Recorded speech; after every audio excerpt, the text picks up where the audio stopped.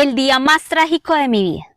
Vivía en una zona muy difícil a nivel de orden social, siempre estábamos cuidándonos y el que diera papaya, pues no había de otra y esperar que lo robaran. Mis papás vivían ahí de toda la vida.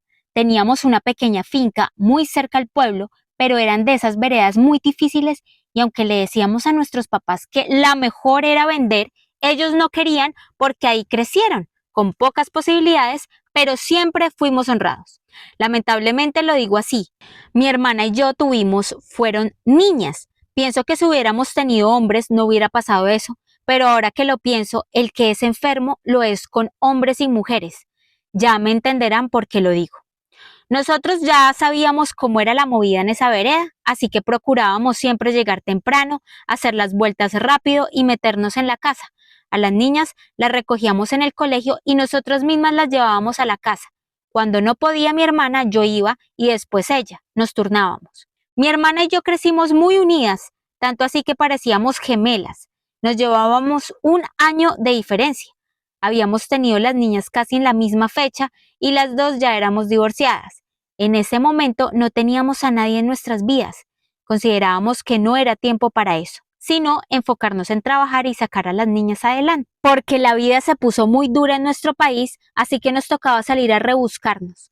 También para poder sostener a nuestros papás, que aunque mi papá trabajaba mucho en la finca y sacábamos para el sostenimiento de la semana en cuanto a comida, nada daba para más. Recuerdo mucho que mi hermana acogió a mi hija como si fuera su hija. Era normal, yo también veía a mi sobrina como hija, pero ellas dos tenían una conexión especial. Ellas dos jugaban, mantenían juntas, les gustaban las mismas cosas. Mi hermana no toleraba que la regañara, la defendía y viceversa. Tenían una personalidad igual. Como les contaba, en el sector donde vivíamos era muy peligroso y nosotros nos teníamos que defender como podíamos. Los hombres siempre estaban ahí encima, mirando cómo podían tener algún encuentro con nosotras. Claro está que también teníamos un primo que nos defendía mucho, pero él no podía estar las 24/7 con nosotras, pero nos decía que si lo necesitáramos en algo que contáramos con él. Recuerdo este día como el día más trágico de mi vida, el que nunca desearía haber vivido, pero me tocó. No sé ni por qué me tocó ver esto, pero fue un día que hasta el día de hoy me dejó enferma y ya no soy la misma. Era un 24 de enero del 2011 cuando estábamos haciendo almuerzo. Las niñas estaban jugando en el solar de la casa. Nosotros manteníamos en la jugada que por favor no se salieran sin permiso y que nos avisaran dónde iban a estar. Pues resultó que mi hija había salido a coger una pelota que se le había caído, pero no nos avisó. La primita la esperó, pero al ver que no volvía, se entró y fue a decirnos que no llegaba la prima. Nosotros de una vez salimos y le dijimos que ¿cómo así? Yo salí de una vez para la parte de adelante de la casa, pero mi hermana se fue por la parte de atrás del solar. Ahí siempre era monte y ahí en ocasiones se ponían a jugar, con tan mala suerte que vi que empezó a gritar como loca. Cuando llegué vi una escena que jamás olvidaré, pues mi hermana había desvivido a un señor. Él había cogido a mi niña para hacer lo que quisiera con ella. Mi hermana al verlo cogió un artefacto cortopunzante y pasó lo que pasó. Al ver a mi hermana así, al ver a mi hija como estaba, al ver esa escena, a mí se me paralizó una parte de la cara. A mi hermana se la llevaron a la policía y obviamente a la cárcel, pues había mandado al otro mundo al enfermo que dañó a mi hija. Algo que nunca olvidaré y es que cuando estábamos en los testimonios haciendo las declaraciones, ella cuando le tocó su turno de hablar, me miró fijamente a los ojos y me dijo: haría esto y muchas cosas más por mi familia. No permitiré que nadie le haga daño a los míos. Y si me preguntan si lo volvería a hacer, diría que sí. Esos pervertidos no pueden estar en este mundo, haciendo daños a niños inocentes. Al menos hay uno menos en este mundo, y no me arrepiento. Después de esto, fue culpable y le dieron de sentencia 25 años. No hay ningún día que la deje de visitar.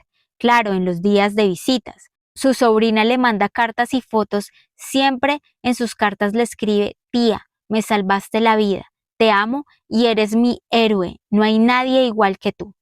Hemos llorado, hemos tenido rabia, hemos perdonado, hemos reflexionado, hemos tenido tiempos también de arrepentirnos, pero estamos ahora viviendo este proceso es muy duro, porque no solo me quedé sola, también por mucho tiempo me quedé sin hija porque estuvo muy mal. Estuvo en terapias casi 5 años para recuperarse de todo. Mi sobrina también se vio afectada, así que todos estuvimos en un proceso de sanación. Yo tengo aún la cara dormida, la parte izquierda de mi cara no se mueve. Estoy en terapias y tratamientos para volver a recuperar la movilidad. Mi hermana vive el día al día en su celda. La respetan mucho en la cárcel porque saben su historia y lo que hizo, y para las reclusas fue un acto de amor muy grande, así que le tienen respeto y no se meten con ella.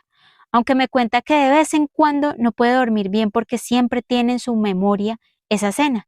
Dice que en ese lugar es muy difícil sanar porque todos tienen una vida muy dura, muy trágica. Entonces que ella quiere tener otros espacios, otros aires, pero que la carga espiritual es muy dura. En ocasiones me llora que no va a poder seguir, pero sabe que la espera su hija y su sobrina, que por ellas es que se aguanta todo. Pasamos una demanda para que nos escuchen y nos ayuden de que fue en legítima defensa, pero como todo ocurrió fuera de la casa, él no tenía ningún artefacto de defensa y ella sí, siempre no la rechazan. Esperar que por buena conducta le bajen la pena. Espero puedan contar mi historia. Sé que es muy dura, pero en ocasiones es lo que se vive en el campo. Siempre toca estar muy atento con nuestros hijos, porque siempre habrá un lobo dispuesto a salir a devorar. Hay mucha gente enferma afuera, así que deseo que jamás pasen por esto.